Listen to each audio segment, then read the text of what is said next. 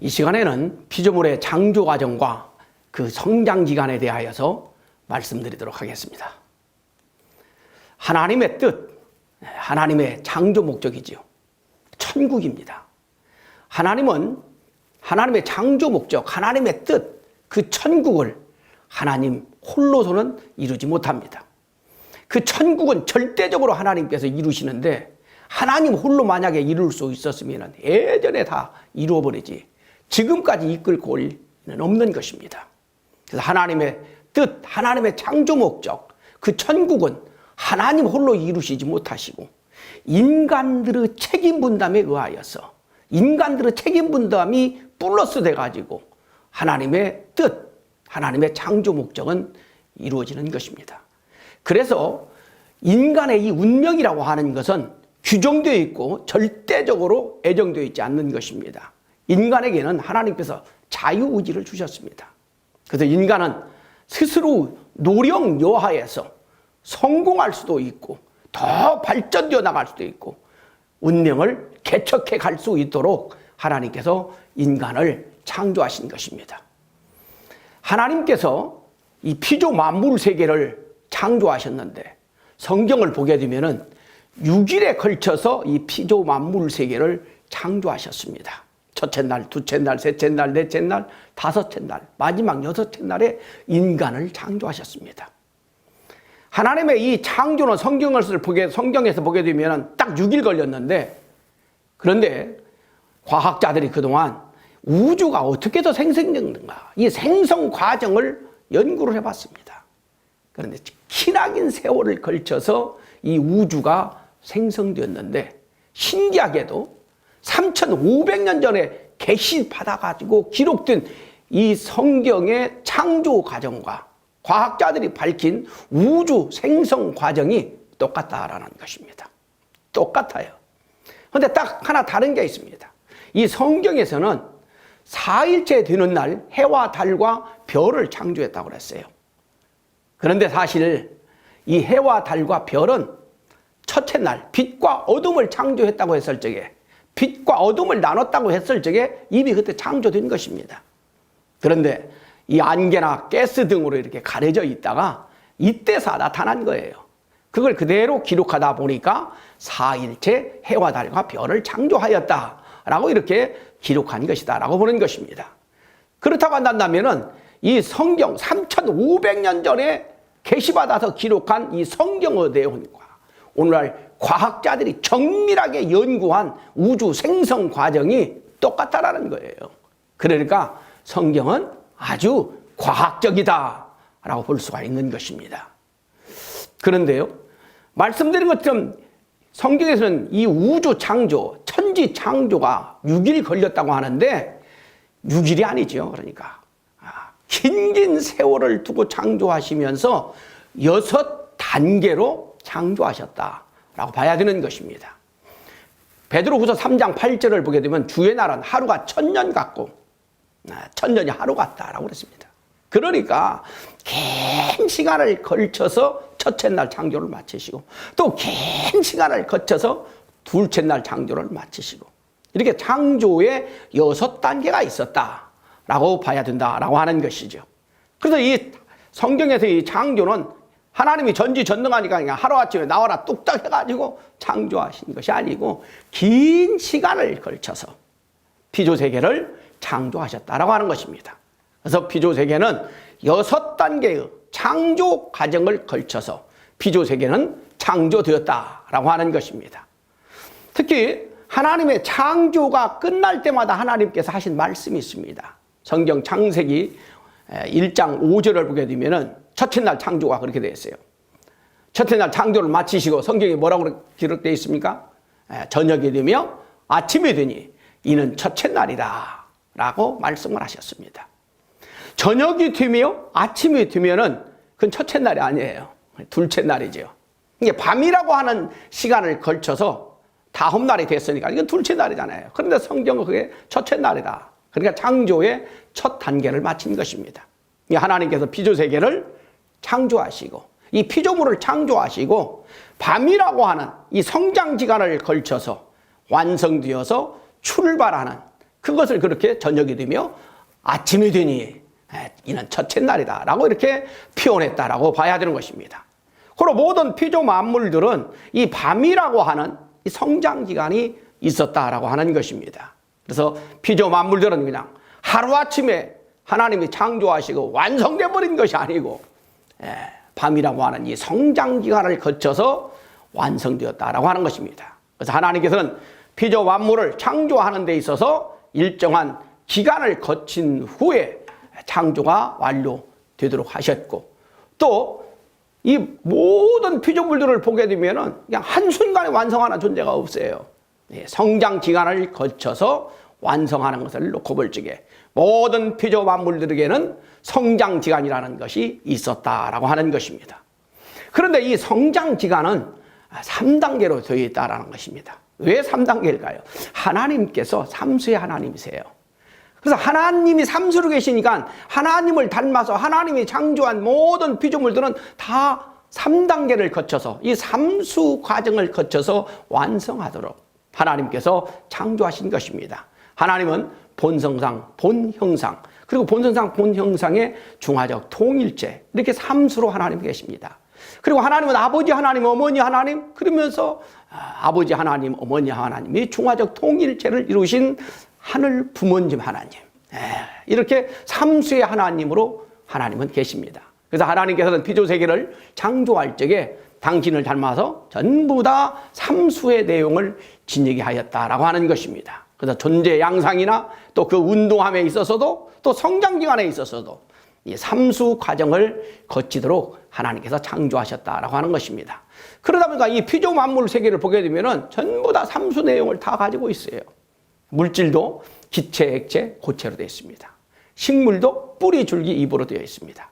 동물도 머리, 몸통, 사지로 되어 있습니다. 이 지구도 지층, 남층, 용암층으로 되어 있습니다. 우리 장기 중요한 부분도 위장, 폐장, 심장으로 되어 있습니다. 우리 피부도 진피, 위피, 내피로 되어 있습니다. 색은 3요소가 있죠. 빨강, 노랑, 파랑. 그 다음에 우리 영양소에 있어서도 중요한 것이 탄소, 단백질, 지방입니다. 그리고 우리 인체도 보게 되면요, 다 삼수로 되어 있습니다. 그래서 이 관상학에서도요, 인체를 이 삼수 내용을 가지고 관상을 보는 것을 볼 수가 있습니다. 이 손도 그렇고, 팔도 그렇고, 다리도 그렇고, 우리 몸통도 그렇고, 다 이게 삼수로 되어 있어요. 눈도 삼수로 되어 있습니다. 코도 삼수로 되어 있고, 귀도 삼수로 되어 있고. 왜 이렇게 다 삼수 내용을 띠게 되었느냐? 삼수로 계시는 하나님께서 창조했기 때문에 당신을 닮아서 모든 피조 만물들이 다 이렇게 삼수 내용을 갖추게 되었다라고 하는 것입니다. 또 성경 속에도 이 삼수 내용이 참으로 많이 나옵니다. 왜 그럴까요? 우리 인간이 이 삼수, 3단계 성장 기간을 올라가 가지고 완성해 줘야 되는데 이 삼수 성장 과정을 다 올라가지 못하고 중간에 이 삼수를 잃어버린 거예요. 성장 기간에 타락해버린 것입니다. 그리고 인류 역사라고 하는 것은 올라가지 못한 그 삼수, 성장, 3단계 성장 기간을 다시 복귀해야 돼요. 복귀. 이 복귀해 가는 과정, 삼수를 복귀해 가는 과정을 기록해 놓은 것이 성경이다 보니까 성경 속에 이 삼수 내용이 참으로 많이 있습니다. 그렇죠? 낙원도 3층으로 되어 있다고 그러죠? 천사장도 세 천사장으로, 가브리엘, 루시엘, 미카엘, 이 세 천사장으로 되어 있다고 그랬어요. 노아에게 그때는 과학이 발달되지도 않았는데 방주를 3층으로 지라고 그랬어요. 3층으로 지려면 얼마나 어렵겠습니까? 1층으로 지어도 될 건데. 근데 3층으로 지라고 그랬어요. 왜 그래요? 잃어버린 이 삼수를 복귀하고 싶어서, 삼수를 다시 찾고 싶어서 방주를 3층으로 지라고 했던 것입니다. 방주에 들어가서 또 비둘기도 3차에 걸쳐서 또 내보냈다고 그랬어요. 아브라함이 또 제사를 지르는 데 있어서도 비둘기, 양, 암소 이렇게 세 제물을 드렸습니다.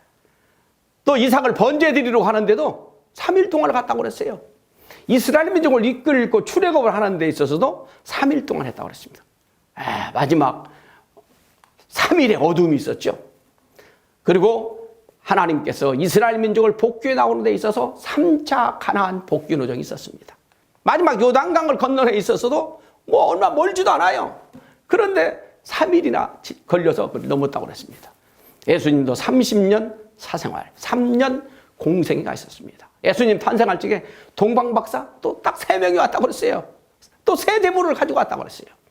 예수님께서 제자를 세우는 데 있어서도 새 제자를 세웠습니다. 예수님께서 3대 시험을 받았다고 그랬죠. 예수님이 마지막 3차 기도를 드렸습니다. 베드로가 예수님을 불신하는 데 있어서도 3번이나 부인을 합니다. 예수님 십자가에 돌아가실 적에 3시간의 어둠이 있었다고 그랬어요. 성경 속에 이 삼수라고 하는 내용이 엄청나게 많이 나와요. 왜 그런다고 그랬어요?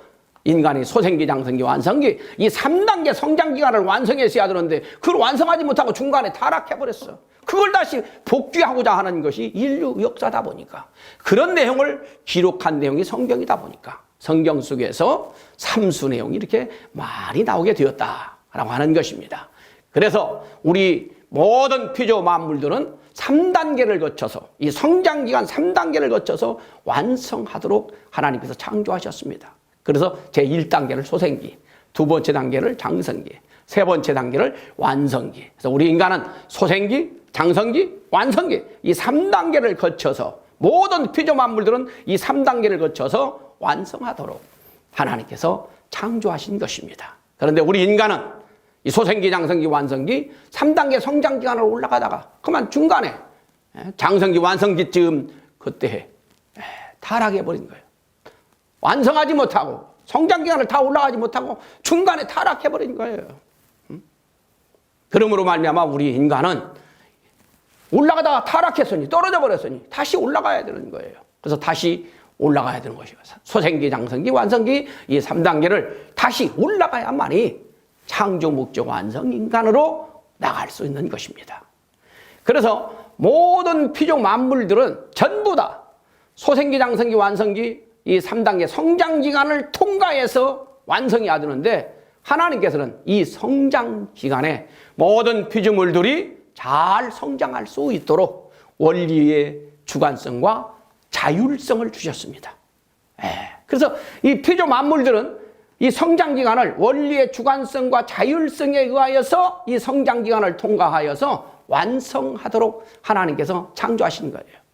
그리고 이 성장기간에 대해서는 하나님이 이미 창조해 놓으신 원리의 주관성과 자율성에 의하여서 이렇게 그 성장기간을 거쳐서 완성하도록 하나님이 창조해 놨기 때문에 이 성장기간에 대해서는 하나님이 직접 주관하지 않고 간접적으로만 주관하십니다. 그래서 이 성장기간은 하나님의 간접 주관권이다라고 하는 것이죠. 그래가지고 이 성장기간을 다 통과했을 적에 이제 하나님께서 직접 주관하시게 됩니다. 그래서 이 성장기간은 간접 주관권.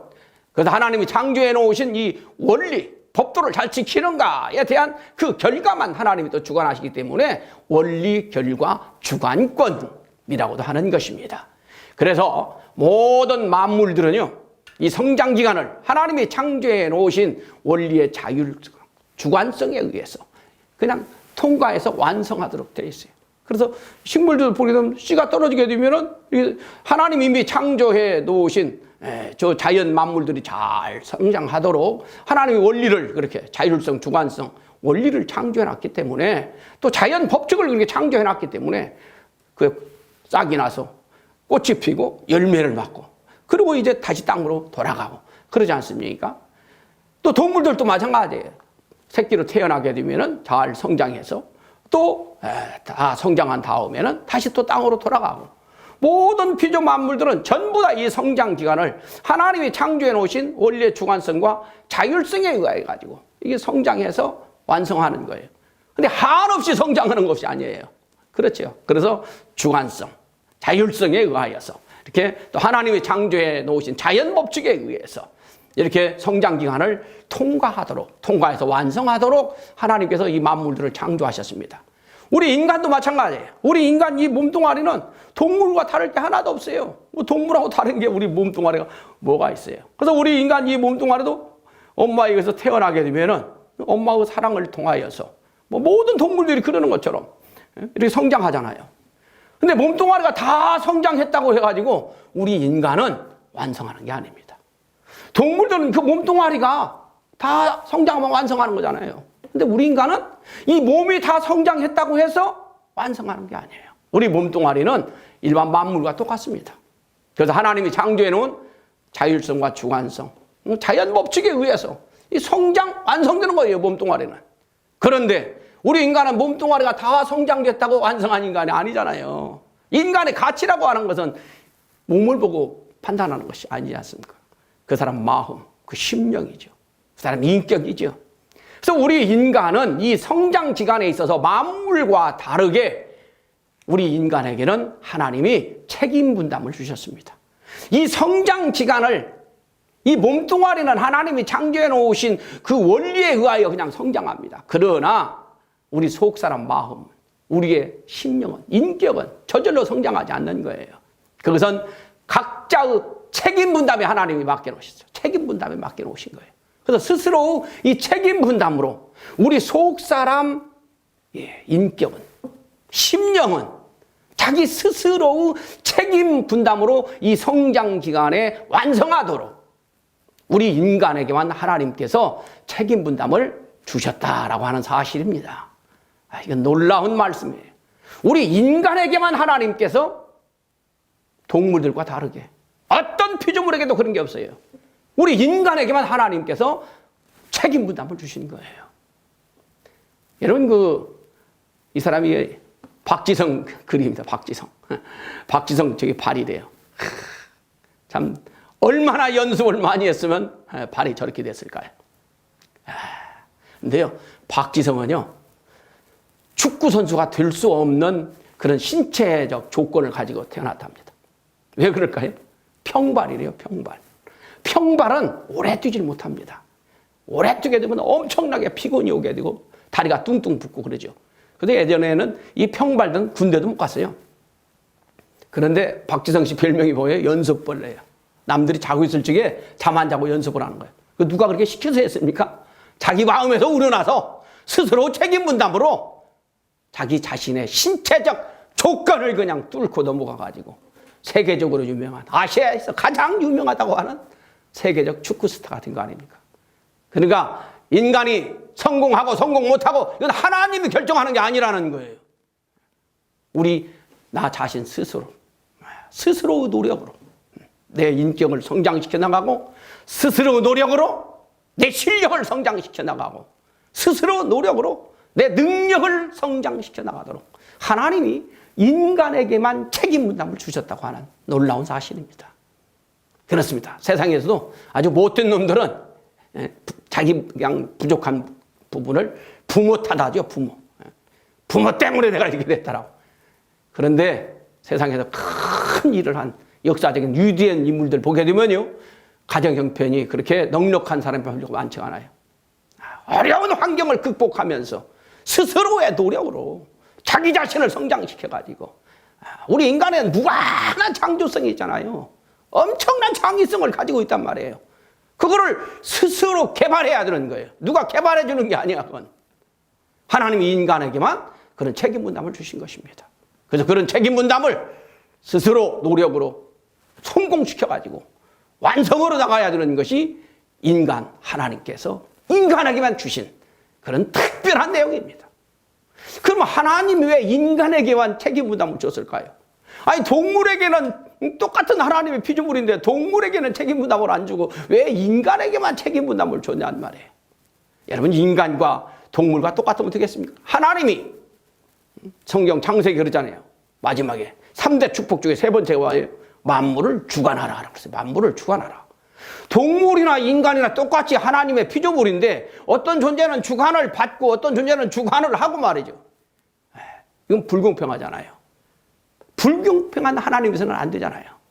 그래서 인간이 만물을 주관할 수 있는 어떤 자격을 갖춰야 됩니다. 자격을. 하나님께서 인간을 창조하시고 하나님께서 피조 만물을 창조했기 때문에 하나님이 주관을 해도 거기에 대해서 불평할 존재는 아무도 없습니다. 마찬가지로 우리 인간도 만물을 주관할 수 있는, 만물을 그래도 창조했다라고 할 수 있는 그런 어떤 그 내용, 그런 자격을 갖춰야 됩니다. 그렇습니다. 우리 인간은 말씀드린 것처럼 몸뚱아리는 동물과 똑같아요. 하나님이 창조해 놓으신 그 원리에 의해서 그냥 성장 완성해요. 동물도 똑같아요. 그러나 우리 속사람, 우리의 심령, 능력, 인격, 이것은 하나님이 완성시키는 게 아니에요. 하나님도 어찌하지 못하는, 하나님도 창조하지 못한 우리의 인격을, 우리의 심령을, 우리의 능력을 내 스스로 책임 분담으로 내가 창조하는 것입니다. 놀라운 거죠. 내 인격을 내가 창조해내는 거예요. 그러므로 말미암아 하나님도 창조하지 못한 내 인격을 내 스스로 책임 분담으로 내가 완성시키게 되면은 하나님의 창조성을 담게 되는 거예요. 그러므로 말미암아서 하나님의 창조 위협에 가담하게 되는 것입니다. 그러므로 말미암아서 우리 인간이 하나님 그 창조주 입장에 서서 만물을 주관할 수 있는 주인의 권한을 갖게 되는 것이죠. 그랬을 적에 인간이 만물을 주관해도 만물들이 하나님의, 왜 우리 인간은 우리 만물들은 인간들로부터 주관받게 했습니까? 이렇게 참소를 불평을 못 한다는 거 아닙니까? 그래서 우리 인간으로 하여금 만물의 참된 주관주의에 세워주시기 위하여서 우리 인간에게만 책임 분담을 하나님께서 주셨다라고 하는 것입니다. 고로 인간은 하나님의 축복이고 하나님의 아들다운 아들 되게 하려고 우리 인간에게만 주신 하나님의 특별하신 은총이 책임 분담이다라고 하는 사실입니다. 그래서 서두에 말씀드린 것처럼 하나님의 뜻은 절대적이에요. 기필코 이루어져야 돼. 그러니 하나님의 뜻 성사는 하나님 홀로 완성하지 못하는 거예요. 하나님의 책임 분담과 인간의 책임 분담이 합해져야만이, 그래야만이 하나님의 뜻이 성사되는 거예요. 우리 가정이 화목하게 되고 행복하게 되는 것이 하나님의 뜻이고 우리 모든 가정에 다 소원들입니다. 근데 그게 저절로 이루어집니까? 어머니 혼자서 책임했다고 이루어지는 것도 아니고 아버지 홀로 책임했다고 이루어지는 것도 아니고 아들, 딸들이 책임 다했다고 이루어지는 게 아니잖아요. 모두가 다 스스로 노력으로 인내하고 위해주고 참사랑을 베풀고 서로 그렇게 책임 분담을 다했을 적에 가정의 화목이, 가정의 행복이 이루어지는 거 아니겠습니까? 하나님의 뜻 성사도 그렇다고 하는 것입니다. 그런데 하나님은 당신께서 천국을 이룰 수 있도록 우리 인간의 책임 분담을 완수할 수 있도록 모든 조건 상황을 다 하나님이 창조해 놓으셨어요. 그래서 하나님의 책임 분담은 한 95%, 6, 7% 이 정도 된다고 봐야 될 것입니다.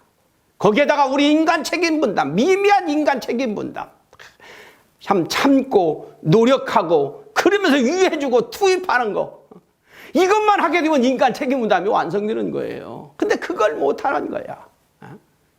하나님을 믿고 인내하고 희생하고 봉사하고 참사랑을 투입하는 거, 이거 마음만 바꾸면 이게 간단히 될 수가 있는 건데 우리 인간들이 그걸 못하는 것입니다.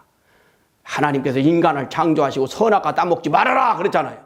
어떤 존재한테도 하나님이 그런 책임을 주지 않으셨어요. 계명을 주지 않았어요. 우리 인간에게만 그런 따먹지 말아라 라고 하는 책임, 계명을 준 겁니다. 그래서 따먹고 안 따먹고는 누가 결정하는 거예요? 우리 인간이 결정하는 거예요. 그런데 우리 인간이 그 책임을 이루지 못하고 그만 타락하고 말한 것이죠. 마찬가지입니다. 인류 역사가 왜 이렇게 연장되어 왔느냐? 바로 인류 역사의 세워진 중심 인물들이 책임을 못해서 인류 역사가 이렇게 연장되어 온 것입니다. 인류 역사에 계속 중심 인물들을 하나님이 특별히 이렇게 세우시고 찾으시고 그랬잖아요. 그런데 그들에게 하나님이 나르신 책임 분담을 그들이 완수하지 못한 것입니다. 오늘날도 마찬가지예요. 우리 모두가 다 어쩌면 하나님이 부른 중심 인물들입니다.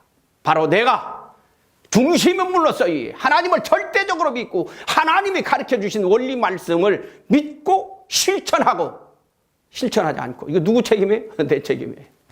그래서 하나님이 나를 중심 삼고 이루고 싶으신 하나님의 뜻, 하나님의 소원, 그건 하나님 맘대로 하는 게 아니에요. 하나님이 아무리 능력이 많아도 인간의 마음을 하나님이 조종할 수가 없다니까요. 그렇습니다. 나의 책임 분담이 오늘에 있어서도 정말로 중요하다라고 하는 사실입니다.